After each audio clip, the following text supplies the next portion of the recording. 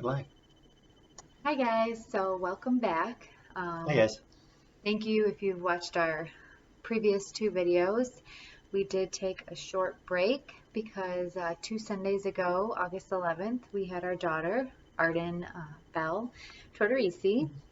And so yeah, we've just been kind of enjoying her and giving her all the baby Take snuggles some and time off from work.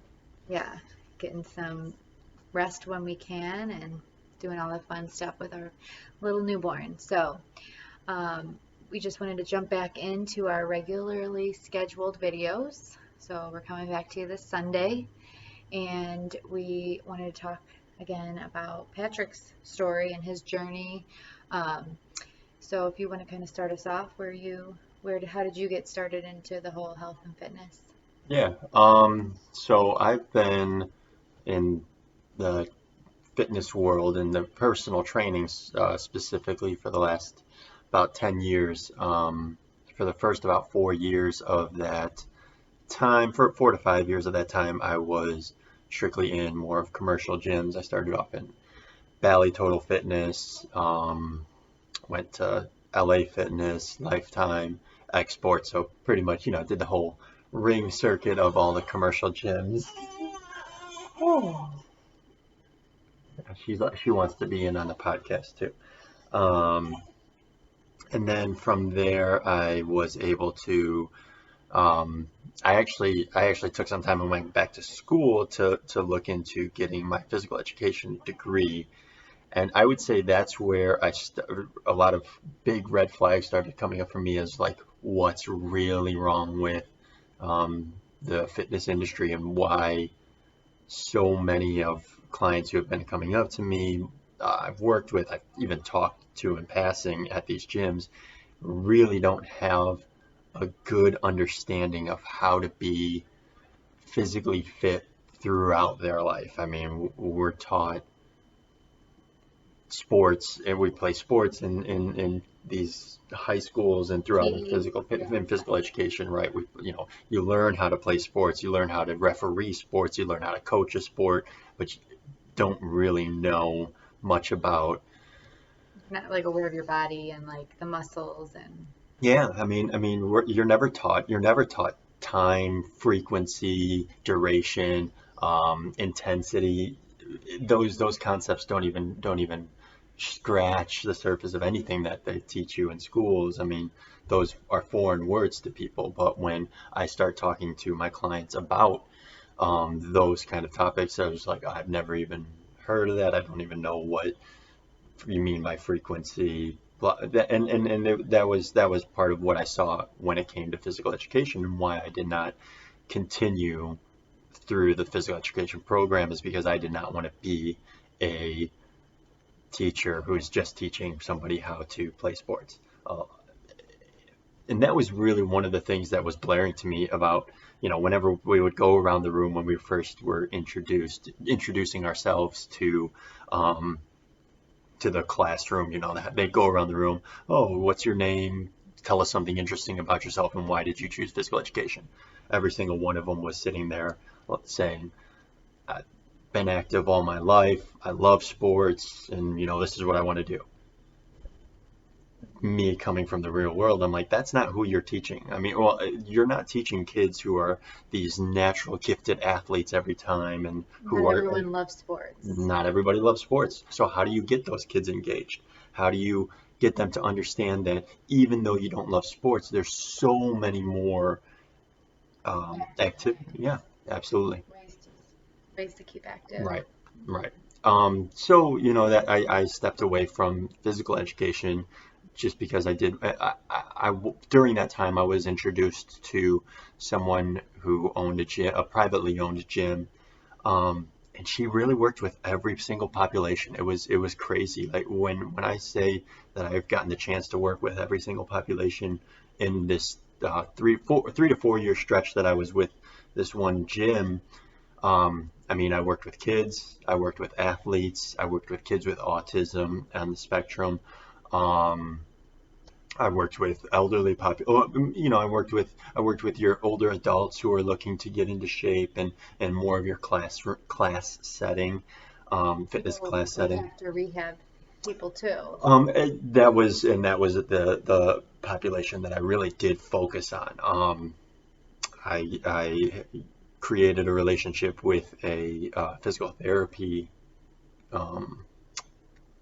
physical therapy place, and a lot of the therapists were sending me clients who have gone through different rehabs. So when insurance would no longer cover their rehab, they had 12 sessions with a therapist, but they still needed something. They need something to bridge the gap um, between therapy and then doing it on their own and on a regular basis.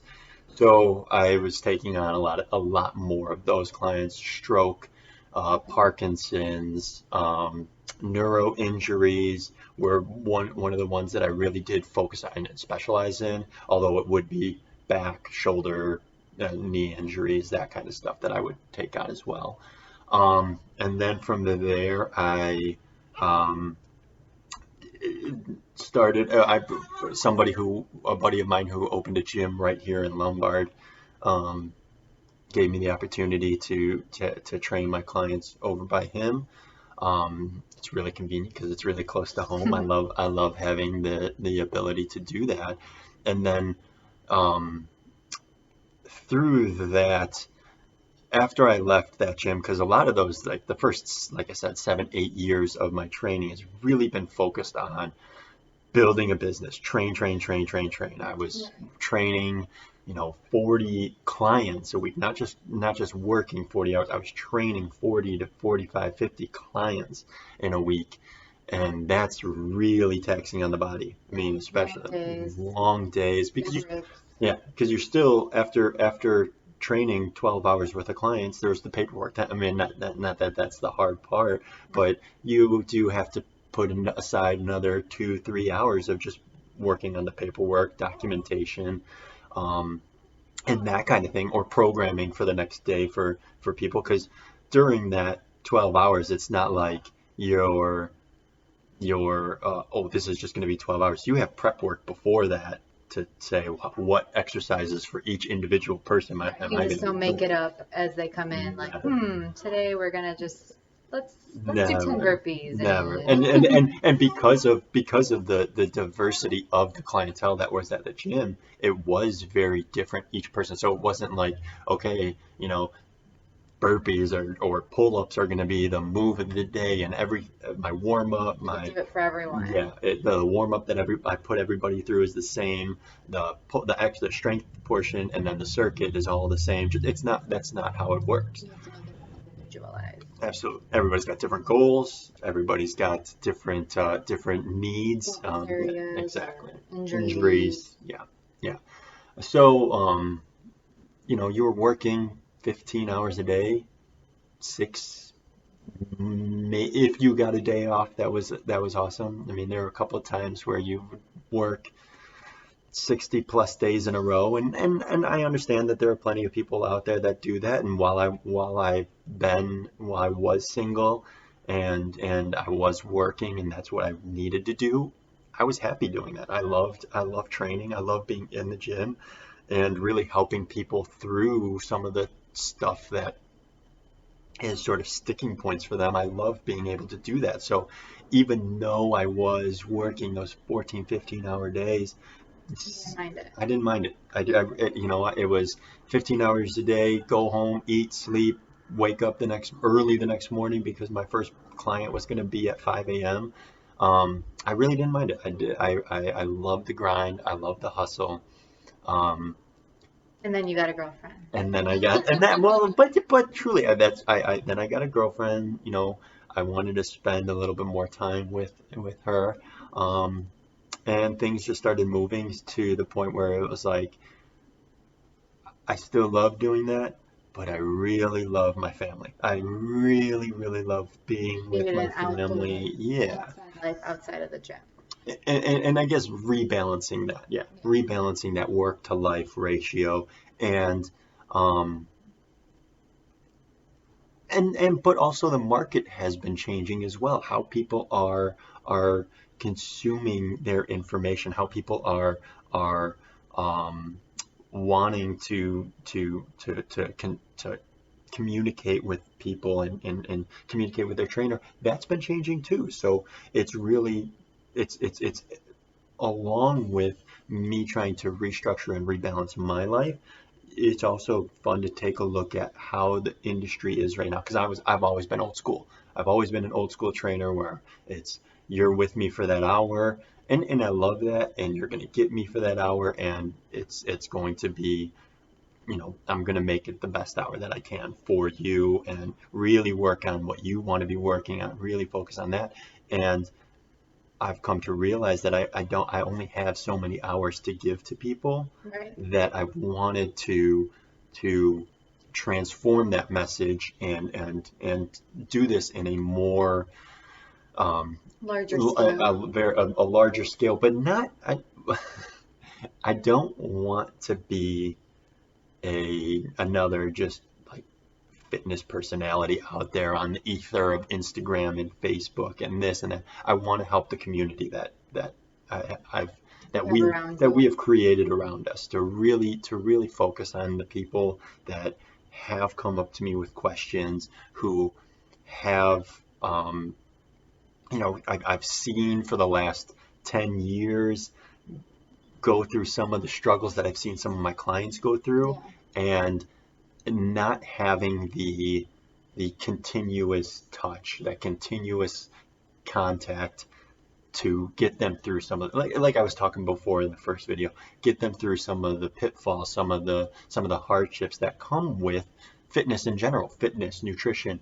There's going to be roadblocks. There's going to be times where I'm hurt, where I mean, we are, when you're exercising, when you're working out and moving, you're putting your body in a compromised position at times, not all the time, but at times. So there's an increased chance of getting hurt or being sore. Right. And I always tell there's a difference between hurt and injured, and injured is a problem. That's something we have to take care of. Hurt, let's find a way to work through being hurt. But a lot of times, like if I have an aunt who I see, Christmas, Easter, Thanksgiving, and they're like, yeah, I started a program. It lasted about a week, but I was really sore, so I stopped doing it. I can't really I mean, I can, and I will sit there and be like, soreness happens, but in the moment is different than me saying it after the fact or even before the fact. If You somebody, can work with someone through the soreness and through the pain. yeah, Not really pain, but just understanding what the that uncomfort. understanding what that uncomfort is. It's like, oh, did I hurt myself?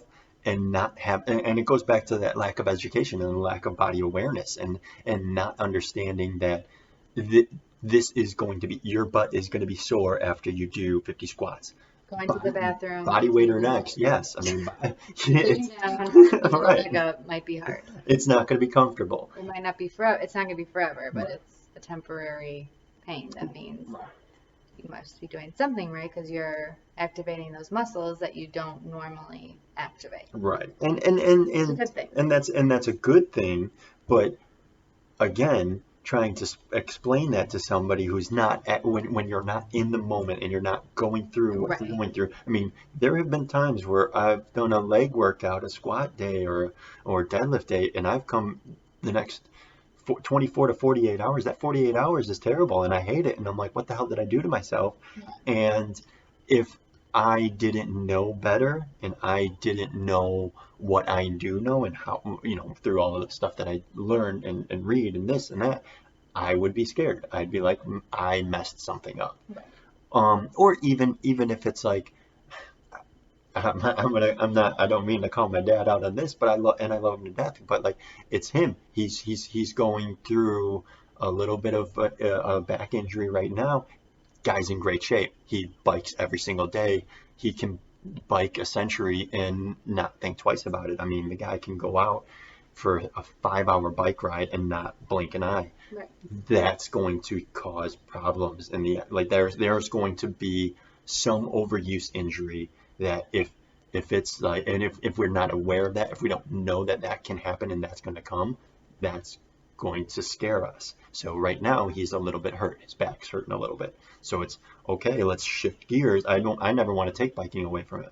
I know he loves it. I want people to do what they enjoy doing, but I want them to be able to enjoy what they're doing in a healthy way. So I want him to be able to enjoy biking until he's 90, 95, 100 years old. Right. And the only way to do that is to take care of your body in other places. It's not just to sit there and get on the bike and go harder and farther and stronger and faster. That's not the way to do it. Just like lifting. It's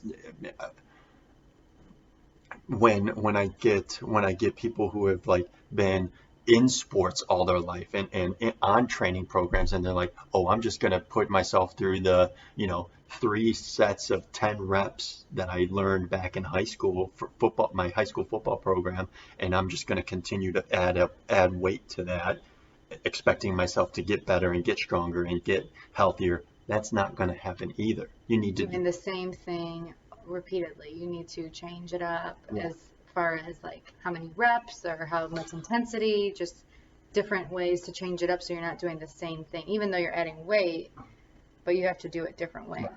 Right. And different ways. I mean, and continuously explore new movements, continuously explore further movements. I mean, So going more into that, what do you think maybe your philosophy is now from how maybe when you first started? What's your philosophy on training?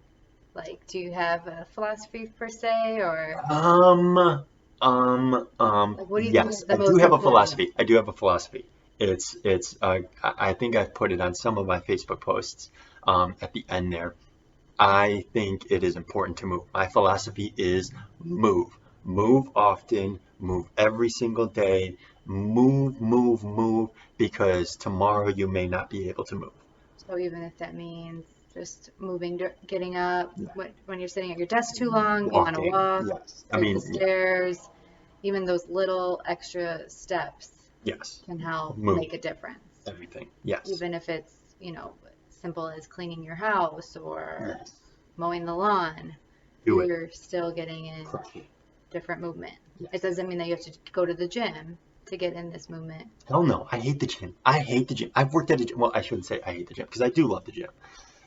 That's very I contradicting. it's very contradicting. I love going to the gym myself, and so I'm gonna.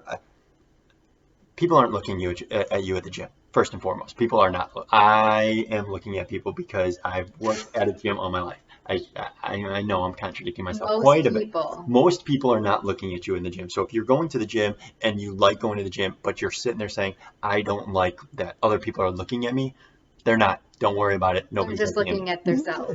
most of the time, if there's mirrors around, they're looking at themselves. That's God's honest truth, unfortunately.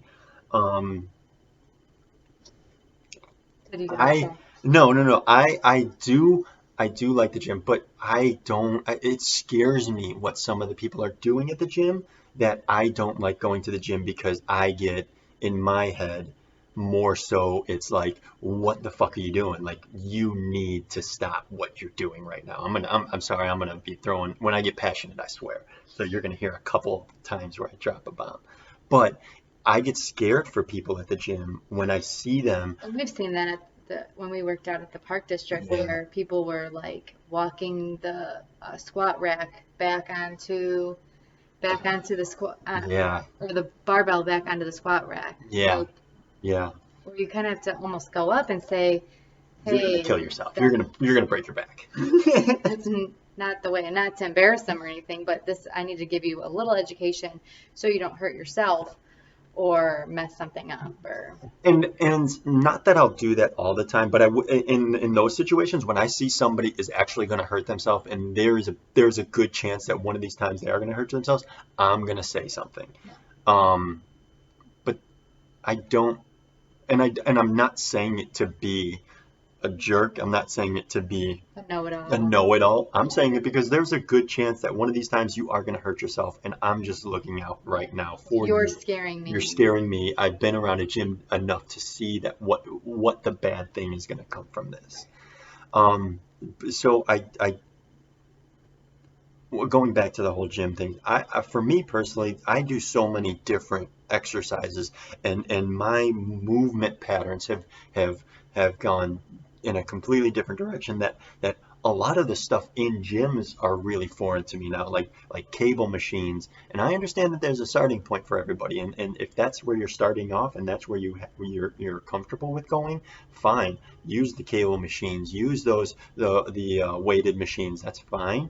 I don't like those because it looks very foreign to what your body actually should be doing. And it should be this free range of motion, multiple range of motion. And like And you can use your own body as the resistance. resistance, the levers, whatever have you. Yeah. One of the interesting things I heard a few weeks ago was someone that said they were at a gym and they were looking at this guy who was a gymnast, and they were saying, how great his muscles were, or how defined he was, and how he used no weights. He was just a gymnast, so he used his own body, and he did the pull-ups and used the barbell, or not the barbell, but the what are the Pull-up rings? pull-up rings, or the different things that a gymnast use, and that's how he developed all his muscles. So you don't necessarily need to be lifting weights. No. You can use your own body and stuff at your own house. You don't have to go to the gym if you don't want to. And especially now that we have her around, and I want to be around. I don't like taking that time to go to the gym, but that's just me. I don't like taking the time to go to the gym just because I want to be around her. What I found out, I could still be around her and get my exercises in. And I don't get it wrong, I use dumbbells, I use kettlebells, I use the rings. I like using that kind of stuff, but there are a lot of times where it's all body weight circuits, especially with the suspension and rings stuff. I like utilizing that to be able to get the resistance that I'm looking for. And like I said, it opens up ranges of motion that truthfully I've never achieved before. I grew up, and especially because I was in sports, and because I decided to do sports in college as well, my body specialized. I was a specialist in track and field. Right. I'm a really efficient runner. That's what I trained to be. I trained to be a really efficient runner. What, you think you still might be, or? Technically, yes. From a technical standpoint, I'm very comfortable with. Even though you're retired? I'm retired. I hate running. At this point, I hate running, man. I hate it. I did it so much and so many times a day that not that I hate it, because I can go out and go for a run, here and there. But that's not the first thing that I want to do. Just because I've done that. I've explored not every part, and I've gotten to the highest level there, but I got to a pretty high level, and I would say I was halfway decent at that college level, and it was Division I track, so it was not like it was any joke. But like I said, my body specialized. That when I started doing the personal training and getting back into that lifting that I knew, whether it be squats, bench, deadlift, doing all those stuff, I was never breaking that mold into new movement patterns. So lateral lunges weren't in there. Doing the gymnastic stuff is completely foreign to me, that I've been doing a lot, trying to add a lot more in. And that has been extremely difficult for me. That's been a new really challenge. Big challenge. It has been, just because that's not what my body has ever done. But it's interesting, and I like to do it, and it's something that I'm learning to explore. And I see places where I'm tight. I thought I was in good shape, and when I do some of these exercises that I see gymnasts do, or some of that style and that movement pattern, I realize I'm just in shape to do one thing, and that's run, and that was it, and your basic squats. I'm in shape to do that. Right. But try some different yoga poses that you might not be able to get into the full movement. Right. I mean, and that's why, especially now, I've sort of formed, and my journey has come full circle into to introducing, whether it be yoga and stretching and making sure that I'm flexible and strong in these poses, not just I can touch my toes, but I can hold a weight while touching my toes, or I can get into a deep seated squat position and hold a barbell across my shoulders and be solid in a full range of motion, or do a handstand walk, and some of these other crazy, break dance type moves that I see, or capoeira, or whatever it may be. Just taking every little bit of fitness, every little piece that I can come across, and trying to implement that into my program. So, I mean, Zumba is great when you first start off. I like Zumba and I don't like Zumba. I like Zumba because it teaches you rhythm. It teaches you something different. Like if you want to do a dance class or something Fun like way that, to move. it's a fun way to move, but it also gets your body connected, or your mind connected to your body, and it's great, that connection. But then people love Zumba when they know the moves and they can follow without even hearing what the instructor says. You're not learning any new movement patterns. You've just be taken this class so many times that you know exactly what's coming next. You're not learning anything new. So challenging myself with, when I start, when I'm dancing in between sets, trying to do a different foot combination or something like that with the Or rhythm. doing a different class, Or doing a different class. Yeah, absolutely. If you do Zumba, go into a hip hop class or go to a step class. Do something different that gets your mind working instead of just this muscle memory going through it. And I think another important thing about being able to have that flexibility and movement, like you're saying, is also becoming a parent. And you want to be able to play with your kids. You want to be able to get on the ground and then get back up without, making a bunch of noises and Throwing your back out. yeah. Absolutely. No, So, absolutely. it's important. You want to be able to go to the playground with your kids and run around in the grass and all that stuff. So, My child is going to be embarrassed by me. I'm going to be the one who's running around like a on the monkey monkey, bars. either on the monkey bars or running around the ground like a bear or a monkey, chasing the kids around. I mean, but you have to you got to get your body to be able to do that kind of stuff. And that's also one of the laws of the primal blueprint is play, Yeah. incorporating play Yeah.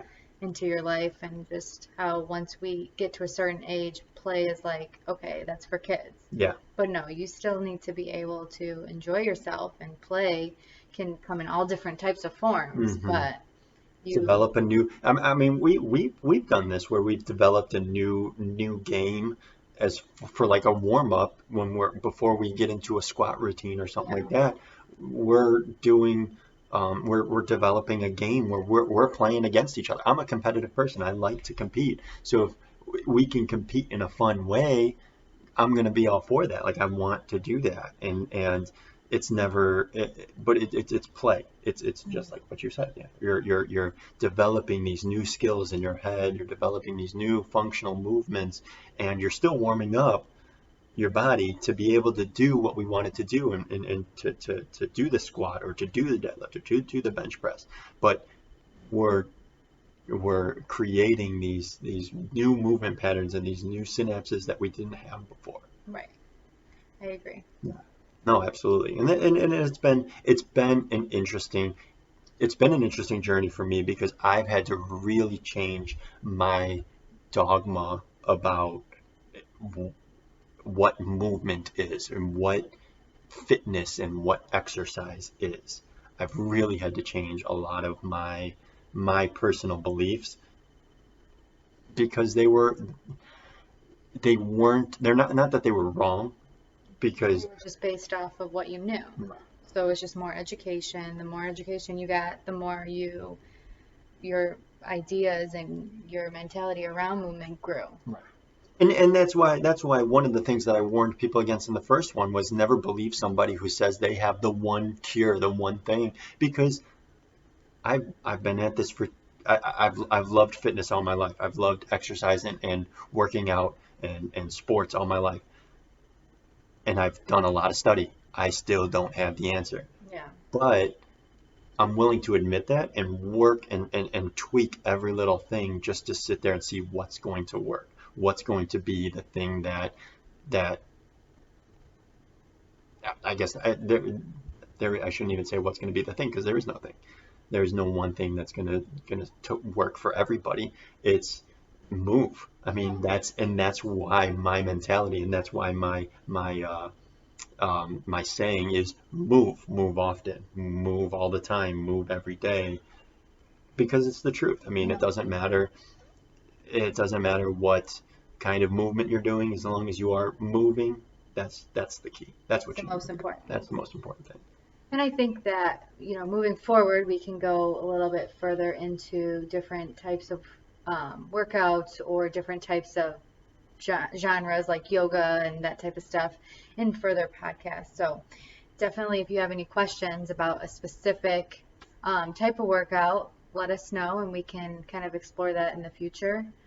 But I think for this episode, It's we good. we Yeah. kind of covered. All right. Just get moving is pretty much what we're Move. telling you to do.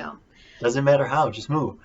So next week we're going to kind of, we got some feedback from one of our aunts about, maybe going into more ideas about meal prepping and how to meal prep if you don't have as much time or if you're on a budget. So we're going to kind of talk about that next week. Yeah. And Especially for a lot of people, it's going back to school. I mean, this is an important time. A lot of kids are going back to college. A lot of or kids are parents are going, getting back into that routine. and you have activities after work Right. and all that stuff. So how do you make time? Really important. It's creating that menu, smart shopping, on a budget type of stuff, and really making sure that none of your food dollars are going to waste, and how to do that, how to navigate through that. So that's what we'll kind of go over next week. If you do have any other questions, though, or any thoughts or ideas for us to talk about, we would love to hear them. And if you have any questions, feel free to either message us on Facebook or send it to our email at alphaprimal18@gmail.com. And I think that's about it. Yeah, Thanks. great episode. Thanks for listening. Thanks, guys. Bye.